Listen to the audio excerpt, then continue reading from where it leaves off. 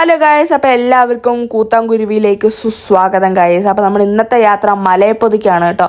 അതായത് പാലക്കാട് കുഴൽമന്ദം ചെതലി എന്ന് പറയുന്ന സ്ഥലത്താണ് ഈ അമ്പലം ഉള്ളത്. ഞാൻ അവിടെ ഒരു കുഞ്ഞു ഡാൻസ് ഷൂട്ടിന് വേണ്ടി പോയതാണ്. അപ്പോൾ അവിടെ കണ്ട കാഴ്ചകളൊക്കെ നിങ്ങളത് ജസ്റ്റ് ഷെയർ ചെയ്യണമെന്ന് തോന്നി. ഇത് പ്രകൃതിയുമായി ഇണങ്ങി നിൽക്കുന്ന ഒരു അമ്പലമാണ് കേട്ടോ. നമ്മൾ കാര്യസാധ്യത്തിന് വേണ്ടി കോഴീനെയും ആടിനെയൊക്കെ ബലി കൊടുക്കും.